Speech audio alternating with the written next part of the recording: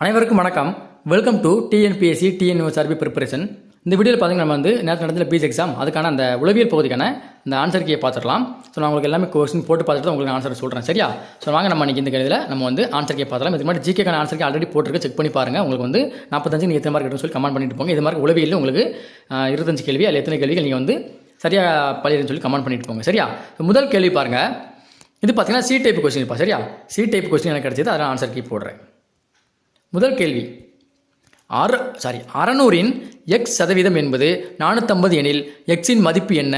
இதுக்கு நீங்கள் ஈஸியாக அப்படி போனால் சதவீதம் உங்களுக்கு நடத்தலை, ஆனால் ஈஸியாக போடலாம். எப்படி போடலாம்? ஆப்ஷன்லேருந்து போயிருங்க. முதல் ஆப்ஷன் 75 எடுத்துக்கோங்க. 600ல் 75% கண்டுபிடிங்க. 75 100 2 0 அடிச்சிருங்கம்மா. ஸோ 6 75 6 எவ்வளோ ஆச்சு? நான் பெருக்குதேன். ஸோ 6 75 தான் பெருக்க போகிறேன். எப்படி பெருக்கிறோம்னா முதல்ல 70 ரவுண்டாக எடுத்துக்கிறேன். ஓகேவா? 75 இருக்கலாப்பா, நான் 70 எடுத்துக்கிறேன். 7 6 எவ்வளவு? 42 420. இப்போ மிச்சம் இருக்குது ஒரு 5 விட்டுருக்கேன்னா, ஸோ 5 × 6 எவ்வளவு? 30. எவ்வளோ வந்துடுது? 420 + ஒரு 30 450. ஸோ அப்போது 75% என்பது என்னது? சரியான ஆன்சர். ஸோ ஆப்ஷன் ஏ 600இன் 75% தான் என்னது? 450 ஆகும். ஸோ அப்போ ஆப்ஷன் ஏ 75 சரியான ஆன்சர். அடுத்து விடுபட்ட எண்ணை கண்டுபிடிக்கவும். இது பாருங்கள், முதல்ல 11 10, அடுத்து ஒரு அந்த கொஸ்டின் மார்க்கு 100 1001 1000 10001 இந்த மாதிரி இருக்குது. இது எப்படி கண்டுபிடிக்கலாம் பார்த்தீங்க அப்படின்னா, நம்பர் கூடி இருக்கு குறைஞ்சிருக்கு. மேக்ஸிமம் இந்த மாதிரி கணக்கு போகிறேன் பார்த்தீங்கன்னா முதல்ல கூட்டல் கணக்கு செஞ்சு பார்க்கணும். அது வரலையா கழித்தல் பண்ணி பார்க்கணும். அது வரலையா பெருக்கி பார்க்கணும். அது வரலையா வகுத்து பண்ணி பார்க்கணும். இந்த மாதிரி தான் பார்க்கணும் மேக்ஸிமம், சரியா? இல்லை அடுத்து ஸ்கொயர் ரூட்டு கியூப் ரூட் வச்சு பார்க்கணும். இதை பார்க்கும்போது முதல்ல பாருங்கள், முதல்ல 11 இருக்குது, அடுத்தது 10 ஆகிறது, சரியா? அதாவது 1 குறைஞ்சிருது, அப்படி தானே? ஸோ அதே மார்க்கில் அடுத்த கொஸ்டின் மார்க்கு இங்கே 100 இருக்குது, அடுத்து பார்த்தீங்கன்னா 1001 இருக்குது, அடுத்து 1 குறையுது, அப்படி தான் 1000 ஆகுது. அப்போ இங்கே 100 இருக்குன்னா இங்கே என்ன இருக்கலாம்? 1 கூடி இருக்கணும், அப்படி தான் அங்கே குறைஞ்சிருக்குன்னா அங்கே கட்டாயம் 1 கூடி தான் இருக்கணும். அப்போ 100 + 1 எவ்வளோ ஆச்சு? 101. ஸோ ஆப்ஷன் ஏ 101 என்பது என்னது? சரியான ஆன்சர். அடுத்து பொறுத்துக. இது நேர்மாறல் எதிர்மாறல் அன்றைக்கி தான் கிளாஸ் போட்டிருந்தேன், அதில் கேட்டிருக்கேன். நான் கொஞ்சம் ட்விஸ்டான கொஸ்டின் தான், நான் கொடுத்த மாதிரி கொடுக்கல, கொஞ்சம் டிஃப்ரெண்ட்டாக கொடுத்துருக்காங்க. ஆனால் ஈஸியாக போட்டுடலாம், ரொம்ப கஷ்டமெல்லாம் கிடையாது.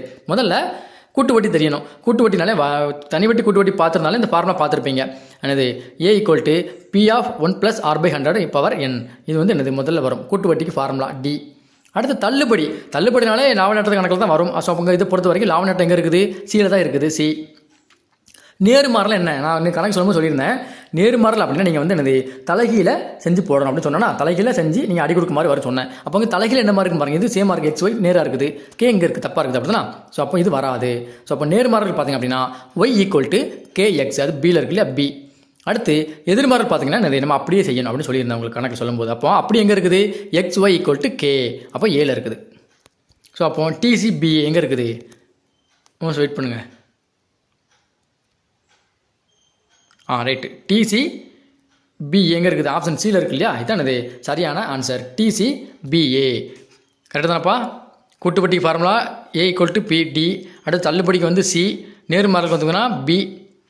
இது கரெக்டு, ஓகே. அடுத்த கொஸ்டின், எந்த வெண்படம் இங்கு கொடுக்கப்பட்டிருக்கும் சொற்களுக்கு இருக்கும் தொடர்பை சரியாக குறிக்கிறது? மொழிகள் பிரெஞ்சு ஜெர்மன். நான் சொன்னேன் இல்லையா, செல்லப்பிராணிகள் நாய்கள் பூனைகள், அதே சேம் மெத்தடு தான். இங்கே என்னது? மொழிகள் கொடுத்துருக்காங்க. பிரெஞ்சுங்கிறது மொழி தான், ஜெர்மனுங்கிறது மொழி தான். அதுக்கு ஒரு சில நபர்கள் பார்த்தீங்கன்னா தப்பாக சொல்லியிருந்தீங்க. அந்த கொஸ்டின் தப்பாக போட்டவங்க இதுக்கும் தப்பாக தான் போட்டிருப்பீங்க. ஏன்னா பிரெஞ்சு நீங்கள் நாடாக எடுத்திருப்பீங்க. எல்லா பிரெஞ்சுங்கிறது மொழி கிடையாது, ஒரு நாடுன்னு எடுத்திருப்பீங்க. ஜெர்மனுங்கிறது ஒரு நாடுன்னு எடுத்திருப்பீங்க. அப்போது இந்த கொஸ்டின் தப்பாக தான் போட்டிருப்பீங்க. ரெண்டுமே என்னது? மொழிகள் தான். ஸோ அப்போ இது மொழிகள், அதுக்குள்ளே பிரெஞ்சு, அதுக்குள்ளே ஜெர்மன். ஸோ ஆப்ஷன் டி என்பது என்னது? சரியான ஆன்சர். அடுத்த கொஸ்டின், ஒரு டசன் வாழைப்பழங்களின் விலை 20 எனில் 48 வாழைப்பழங்களின் விலை என்ன? ஸோ இது டசன்னு கொடுத்துருக்காங்க. முதல்ல ஒரு டசன் அப்படின்னா என்னென்னு தெரியணும். தெரிஞ்சால் மட்டும் தான் உங்களுக்கு ஆன்சர் பண்ண முடியும். ஒரு டசன் அப்படின்னா 12ன்னு அர்த்தம். ஸோ அப்போது 12 வாழைப்பழங்களின் விலை எவ்வளோவா? 20 ரூபாயாம். அப்போது 48 வாழைப்பழங்களின் விலை என்ன?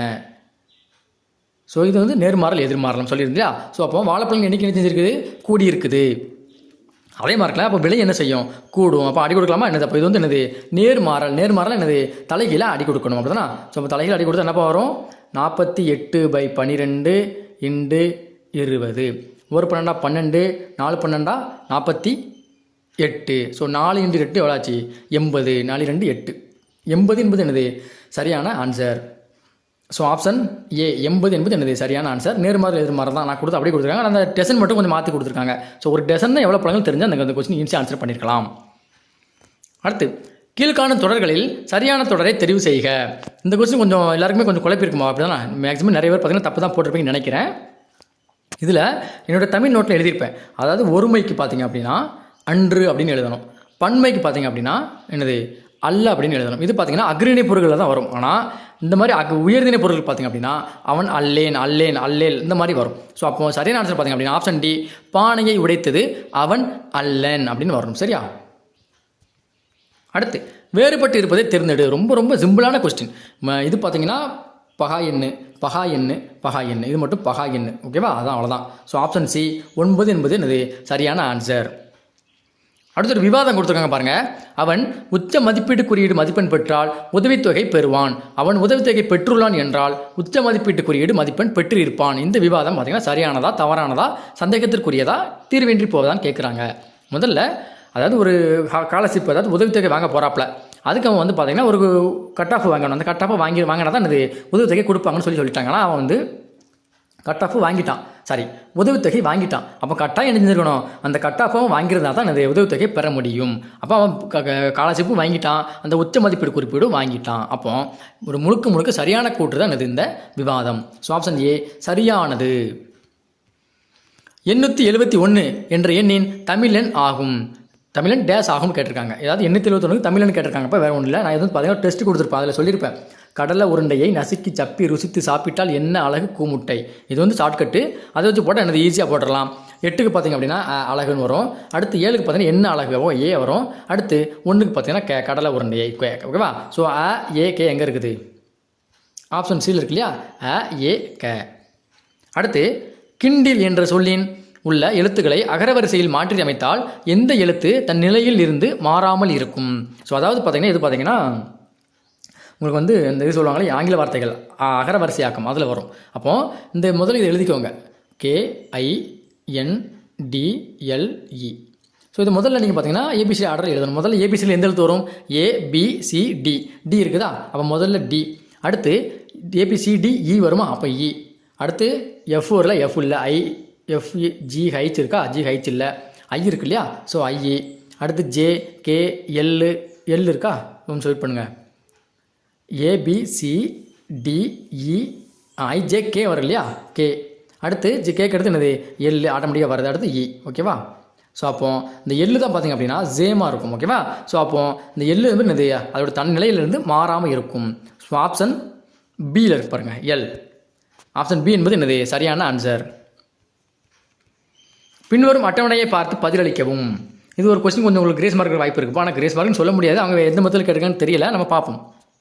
இது பார்த்தீங்கன்னா பர்சன்டேஜில் கொடுத்துருக்காங்க. ஒரு வீட்டு பொருளினுடைய அந்த செலவுகளை கொடுத்துருக்காங்க பர்சன்டேஜில். அவங்க கொஸ்டின் கேட்குறாங்க பாருங்கள். வீட்டிற்கு எடுத்து வரும் வருமானம் 2300 என்றால் சராசரியாக அவர்கள் ஒரு மாதம் எவ்வளவு பணம் உடைகளுக்கு செலவு செய்கிறார்கள்? உடைக்கு எவ்வளோ பர்சன்டேஜ் கொடுத்துருக்காங்க? உடைக்கு 18% அப்படி தானே? ஸோ அப்போது டோட்டல் எவ்வளோ? 2300 தானே? ஸோ அப்போது 2300ல் எத்தனை பர்சன்டேஜ்? 18% எவ்வளோ கண்டுபிடிக்க போகிறீங்க? 2 அடிச்சிருங்க.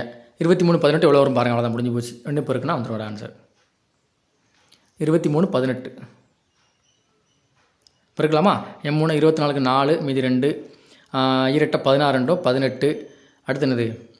1 3 3 1 2 2 3 கூட்டிடுங்க. 4 8 3 11க்கு 1 மீதி 1 2 1 3 1 4. ஸோ 414 ரூபா வரும். ஓகேவா? ஸோ ஆப்ஷன் பி 414 என்பது என்னது சரியான ஆன்சர். அடுத்த கொஸ்டின், அதே கொஸ்டினில் கொஞ்சம் குயில கொஸ்டின். ஒரு குடும்பத்தில் மாதம் ரூபாய் 6800 சம்பாதித்தார்கள் என்றால் ஒரு வருடத்திற்கு எவ்வளவு ரூபாய் வீட்டு வாடகையாக கொடுப்பார்கள்? ரொம்ப ரொம்ப ஒரு ட்விஸ்டான கொஸ்டின் கூட, நிறைய பேர் தப்பு பண்ண கொஸ்டின் கூட இதாக தான் இருக்கும். அப்படிதானப்பா? ஸோ உங்கள் கேட்டுருக்கிறது பார்த்தீங்கன்னா ஒரு வருடம், ஆனால் எல்லாருமே என்னது ஒரு மாதத்துக்கான ஆன்சரை போட்டிருப்பீங்க. இதான் நடந்திருக்கும், நிறைய பேர் பண்ணியிருப்பீங்க. நல்ல கொஸ்டின் படித்தவங்க மட்டும் கரெக்டாக போட்டிருப்பான். கேர்லெஸ்ஸாக ரொம்ப வேகமாக போடுறோம் பார்த்தீங்கன்னா ஆன்சர் தப்பாக தான் போட்டிருப்பீங்க 100%. சரியா? ஸோ 6800 சம்பாதிக்கப்பட ஒரு மாதத்துக்கு அப்படி தானே? ஸோ 6800. இதில் அவன் உடை கேட்குறான், மறுபடியும் என்னது வாடகை கேட்குறான். வாடகை பார்த்தீங்கன்னா 25%. இது 25 கண்டுபிடிக்கலாமா? 25% போட்டிங்கன்னா என்ன வரும்? 2 அடிச்சிருங்க. 68யும் 25 நம்ம பெருக்கணும். அது பறிக்கணும், முடிஞ்சு போச்சு. 68 25 8 40க்கு 0 மீதி 4 ஆரஞ்சா 30 34 34. அடுத்து 2 16க்கு 6 மீதி 1 2 12 1 13 கூட்டுங்க 0 6 4 10க்கு 0 மீதி 1 3 3 6 1 7 1 1700 வரும். ஓகே, ஒரு மாத வாடகை எவ்வளோப்பா? 1700. ஒரு மாதத்துக்கு ஒரு மாதத்துக்கு தான் வாடகை 1700. அவங்க கேட்குறது ஒரு வருடத்துக்கு.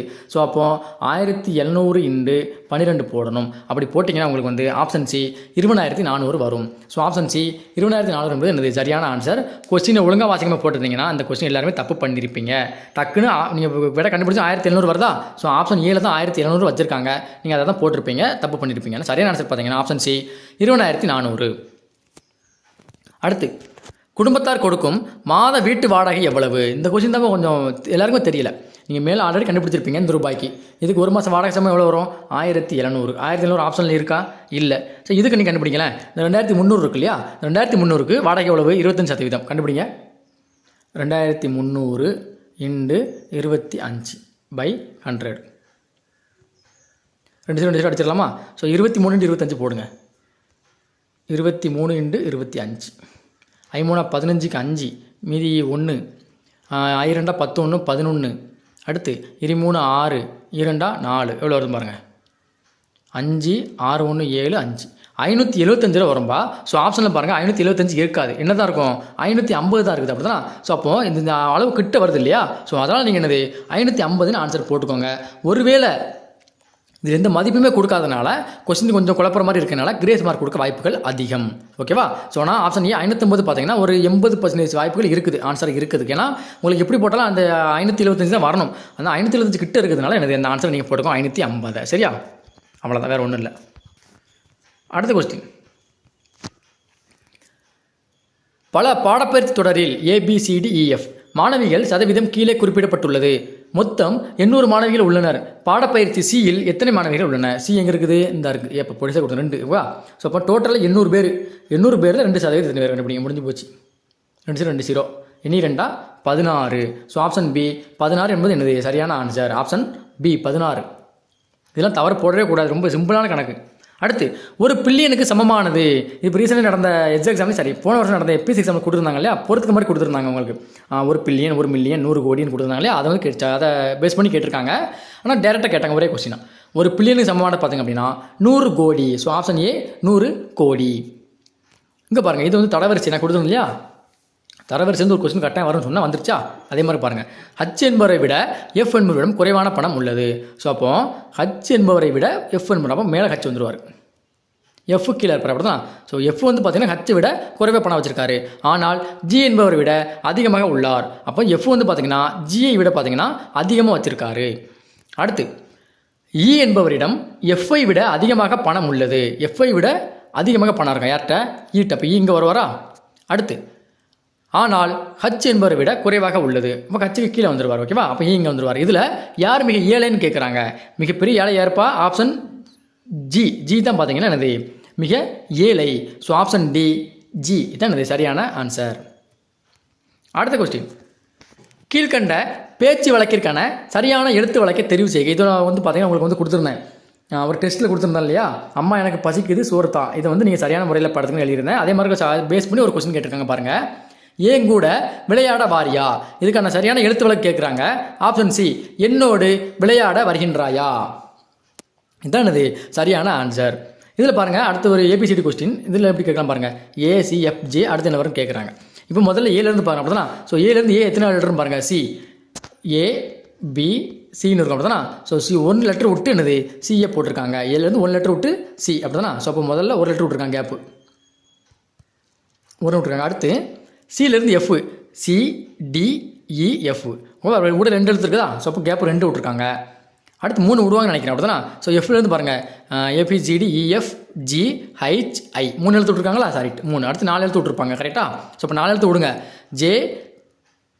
ஜேலேருந்து 4 எழுத்து விடுங்க. KLMN ஓ வரணும். அப்படி தானே? ஸோ அப்போ ஓ முதல்ல வரணும். நமக்கு ஓலேருந்து 5 எழுத்து விடணும். ஆர்டராக விட்டு போயிருக்காங்க. 4 அடுத்து 5 விடாங்க. ஓலேருந்து 5 விடுங்க. OPQRST டிக்கு அடுத்து எழுத்து என்னது U. ஸோ அப்போ U இதான் என்னது சரியான ஆன்சர். ஸோ ஆப்ஷன் ஏல இருக்கு பாருங்கள். OU இதான் என்னது சரியான ஆன்சர்.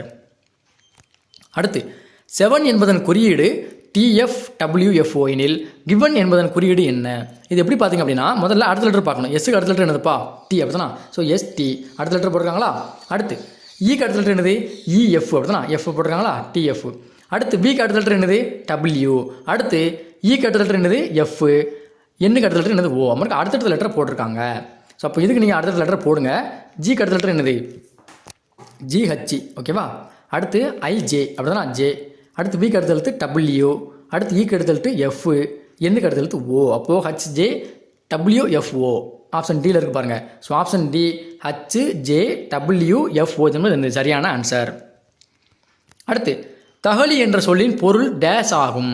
தகழின்னு இது பார்த்தீங்கன்னா தமிழில் நான் தமிழ் நோட்ஸ் படிச்சது இதுக்கு ஆன்சர் பண்ணியிருக்கலாம். சரியா? அமௌண்ட் கொடுத்து வாங்கினீங்கல்ல, ஸோ அவங்க எல்லாருமே இதுக்கு சரியாக ஆன்சர் பண்ணியிருப்பீங்க. தகழி என்பதன் பொருள் பார்த்தீங்கன்னா ஆப்ஷன் சி அகல் விளக்கு. அடுத்து 2 வாக்கியங்களை தொடர்ந்து 2 முடிவுகள் உள்ளன. எந்த முடிவானது 2 வாக்கியங்களை பின்தொடர்கிறது? இது பார்த்தீங்கன்னா அனுமானங்கள் அப்படிங்கிற வரும். நடத்தணும் பார்த்தா டைம் கிடைக்கல, நடத்த முடியலை. ஸோ இதை நான் சொல்லிடுறேன் உங்களுக்கு. சரியா? சில நடிகர்கள் பாடகர்கள், எல்லா பாடகர்களும் நடன கலைஞர்கள். சில நடிகர்கள், ஓகேவா? இது நடிகர்கள். சில நடிகர்கள் பாடகர்கள், அப்போ இது பாடகர்கள். அடுத்து எல்லா பாடகர்களும் நடன கலைஞர்கள். எல்லா பாடகர்களும் யாராம்? நடன கலைஞர்கள். இப்போ இது நம்ம இந்த படம் வரைஞ்சாச்சு. இதை வச்சு நம்ம கூட்டுற பார்ப்போம், முடிவுகளை பார்ப்போம். சில நடிகர்கள் நடன கலைஞர்கள். இது வந்து பார்த்தீங்கன்னா நடிகர்கள், இது நடன கலைஞர்கள். அப்போ இந்த இடத்துல கொஞ்சம் வராங்களா? ஸோ அப்போ முதல் கூற்று சரியான ஒன்று. எந்த பாடகரும் நடிகர் அல்லன்னு கொடுத்துருக்காங்க. இங்கே பாருங்கள், நடிகரும் பாடகரும் இருக்காங்க. மேலே சொல்கிறாங்க, மேலே கூட்டில் சொல்லியிருக்காங்களே. சில நடிகர்கள் பாடகர்னு சொல்லிட்டாங்க, நாங்கள் மாற்றி சொல்லியிருக்காங்க பாருங்கள். எந்த பாடகரும் நடிகர் இல்லைன்னு சொல்லி சும்மா சொல்லியிருக்காங்க. அப்போ இந்த கூற்று தவறான கூற்று. ஸோ அப்போ ஆப்ஷன் ஏ, முடிவு ஏ மட்டும் தொடரும். இதுதான் என்பது சரியான ஆன்சர். இது அனுமானங்கள் அப்படிங்கிற பகுதியில் வரும். அடுத்து வாக்கியம் 1, சதவீதம் என்பது பகுதியில் 100ஐ கொண்ட ஒரு பின்னம் ஆகும். நான் முன்னாடி சொல்லியிருப்பேன், சதவீதம்னாலே 100 தான் நீங்கள் போடணும்னு சொல்லியிருப்பேன். அப்போ என்னது? முதல் கூற்று சரியான ஒன்று. அசல் என்பது கடனாக பெற்ற அல்லது வழங்கிய தொகை. இப்போ நீங்கள் ஒரு ஆளுக்கு ஒரு அமௌண்ட் கொடுக்குறீங்க கடனா, அது வந்து என்னது? உங்களுக்கு நீங்கள் வந்து அசல் கொடுக்குறீங்க, வழங்குற தொகை. சரியா? அவர் கடைக்காரர் வந்து உங்கள்கிட்ட பெறுதார் இல்லையா, அது அவருக்கு அசல் தொகை. அப்போ என்னது? கடன் என்னது? அசல் தொகை தான், வழங்கினாலும் அசல் தொகை தான். ஸோ அப்போ 2ஆம் கூற்று சரி தான். ஆப்ஷன் சி 1 மற்றும் 2 சரியான கூற்று. இங்கே பாருங்கள், உறவு கணக்கு நமக்கு சொன்னோம். உறவு கணக்கு ஒரு கணக்கு வந்துருச்சு. இந்த பெண் என் அம்மாவினுடைய பேரனின் மனைவி என்று அருண் சொன்னார். அப்படியெனில் அருண் என்பவர் அந்த பெண்ணுக்கு எப்படி உறவாகிறார்? இப்போ நான் தான் அருண், என்னுடைய அம்மாவினுடைய பேரன், என்னுடைய மகன். அப்படிதான், என்னுடைய மகன் மனைவி, எனக்கு என்ன உண்டு? மருமகள். அவளுக்கு நான் என்ன உண்டு? மாமனார். ஆப்ஷன் டி மாமனார். குரல் தேடல் என்ற கலைத்தொழுக்கு இணையான ஆங்கில சொல் எது? ரொம்ப ரொம்ப சிம்பிள், நம்ம அன்றாட யூஸ் பண்ணக்கூடிய தான். வாய்ஸ் சர்ச் போடு, வாய்ஸ் சர்ச் போடு என்னது? அப்போ option C voice search. Last question. வாக்கியங்கள். எல்லா சங்கிலிகளும் கயிறுகள், சில இணைப்புகள் சங்கிலிகள். சில கயிறுகள் இணைப்புகளாகும், எல்லா இணைப்புகளும் கயிறுகளாகும். இது கூற்று முடிவு கொடுத்துருக்காங்க. முதல்ல வரைவும் படத்தை. எல்லா சங்கிலிகளும் கயிறுகள். ஸோ அப்போ இது சங்கிலி, இது கயிறு. சரியா? இது கயிறு, இது சங்கிலி. ஓகேவா? அடுத்து சில இணைப்புகள் சங்கிலிகள். சில இணைப்புகள் என்னவா? சங்கிலிகள். இந்த மாதிரி இருக்குமாப்பா? சில இணைப்புகள் சங்கிலி. அப்போ இது வந்து இணைப்பு. அப்போ என்ன சொல்கிறாங்க? முதல் கூற்று சில கயிறுகள் இணைப்புகளாகும், சில கயிறுகள் இணைப்புகளாகும். ஓகேவா? இது கயிறாக இருக்குது, இது இணைப்பாக இருக்கட்டும். இதுக்கு கரெக்டு தான். முதல் கூற்று சரிதான், முதல் முடிவு சரிதான். அடுத்து எல்லா இணைப்புகளும் கயிறுகள் கொடுத்துருக்காங்க. ஸோ இதுதான் என்னது? இணைப்பு. எல்லா இணைப்பும் உள்ளே இருக்குது இல்லைல்ல, அப்போ பாதி வெளியே இருக்குது. ஸோ அப்போ 2ஆம் கூற்றுங்கிறது தவறான ஒன்று. ஸோ அப்போ முடிவு 1 மட்டும் தொடரும். அப்படி தானா? கரெக்ட். ஆப்ஷன் ஏ, முடிவு 1 மட்டும் தொடரும். ஸோ உங்களுக்கு 70 கேள்விக்கான ஆன்சருக்கு போட்ட சைக்காலஜிக்கு ஆல்ரெடி பார்த்தீங்கன்னா 45 கேள்விக்கான அந்த பொதறிவு பகுதிக்கான ஆன்சருக்கு போட்டுருக்கு. செக் பண்ணி பாருங்கள். செக் பண்ணிவிட்டு உங்களுக்கு சொல்லி சைக்காலஜி பொறுத்த வரைக்கும் எல்லா கொஸ்டினும் உங்களுக்கு வந்து ஈஸியாக தான் இருக்குது. அந்த ஒரு கொஸ்டின் மட்டும் கொஞ்சம் ட்விஸ்ட்டாக இருக்குது. ட்விஸ்ட்டுன்னு சொல்ல முடியாது, ஆன்சர் வரமாட்டாங்குது. சரியா? அந்த குடும்பம் இந்த இடத்துல இந்த ஒரு கொஸ்டின் மட்டும் உங்களுக்கு வந்து கிரேஸ் மார்க்கோ அல்லது ஆனால் நம்ம ஒரு மெத்தடில் போடுறோம், ஆனால் டிஎன்யூ சரி பேர் போட்டு நம்ம செஞ்சு வச்சுருப்பாங்க, அதுக்கு கரெக்டான ஆன்சர் கொடுத்து விட்ருவாங்க. ஏதாவது ஒன்று. சரியா? இந்த ஒரு கொஸ்டின் மட்டும் நீங்கள் கிரேஸ் மார்க் எடுத்துக்கோங்க, அல்லது நீங்கள் கொஸ்டின் தப்புன்னு எடுத்துக்கோங்க. சரியா? மற்ற எல்லாமே நீங்கள் சரியாக போட்டு பார்த்துக்கோங்க. மேலே ஜிகேக்கும் போட்டிருந்தால் பார்த்து தெரிஞ்சுக்கோங்க. கட் ஆஃப் பற்றி சொல்லுவோம், நம்ம பேச வரும். கட் ஆஃப் வந்து நானும் இல்லை, யூடியூப் சேனல் யாராக இருந்தாலும் இருக்கட்டும், எந்த அகாடமிக்காரனாக இருக்கணும் சேர்த்தோம். ஓகேவா? யாராலுமே பார்த்தீங்கன்னா கட் ஆஃப் கணிக்க முடியாது. ஏன்னா வருஷம் நீங்கள் பார்த்துட்டு வரீங்க, கட் ஆஃப் பார்த்தீங்கன்னா ரொம்ப குறைச்சி கொடுத்தாங்க. போன வருஷம்லாம் கொடுத்துருந்தாங்க, கட் ஆஃப் வகை செஞ்சு அதெல்லாம் வரவே வராது. நான் போன வருஷம் இந்த எஸ்ஏக்கு நான் சொல்லியிருந்தேன் 115க்கு மேலே இருந்தால் நீங்கள் வந்து சேஃப்னு சொல்லியிருந்தேன். ஆனால் 115க்கு மேலே இருந்தால் சேஃப்னு சொன்னேன். ஆனால் 115 சேஃப் இல்லை, நிறைய பேருக்கு இல்லை. அப்படி தான். ஸோ கிட்டத்தட்ட 119 கொஸ்டின் போட வேண்டி இருந்தது கட் ஆஃப் எஸ்ஏ வரதுக்கு. இது மாதிரி நான் என்ன சொல்கிறேன், கட் ஆஃப் நான் கொடுக்க விரும்பல, ஒரு சேஃப் மார்க்கை சொல்கிறேன். கேர்ள்ஸாக இருந்தீங்கன்னா ஒரு 55+ போட்டிங்க அப்படின்னா நீங்கள் வந்து என்னது பக்கா சேஃப்மா. அதாவது சேஃப் நீங்கள் பிசிக்கல் பண்ணி உங்களுக்கு நீங்கள் ரிட்டன் எடுத்த மார்க்கெல்லாம் ஆட் பண்ணி ஓவரால் வரும்போது உங்களுக்கு வந்து பார்த்திங்க அப்படின்னா கட்டாப்பில் வர வாய்ப்பு இருக்குது. அதனால் சொல்கிறேன் 55 மேலே நீங்கள் வச்சுருந்தீங்கன்னா பிசிக்கல் ஸ்டார்ட் பண்ணுங்கள். ஓகேவா? கேர்ள்ஸு. அடுத்த பாய்ஸுக்கு பார்த்தீங்கன்னா ஒரு 65 இருந்துச்சுன்னா நீங்கள் வந்து பாஸ் பண்ணலாம்பா. இப்போ நான் உங்களுக்கு சொல்கிறேன், இப்போ நீங்கள் 63 எடுத்துருக்கீங்க. ஓகேவா? 63 பிசிக்கல் ஏற்றின 24 கூட்டின எவ்வளோ ஆச்சு? 4 3 7 6 2 8 87. போனது கட்டாப் எவ்வளோ தெரியுமா? 88.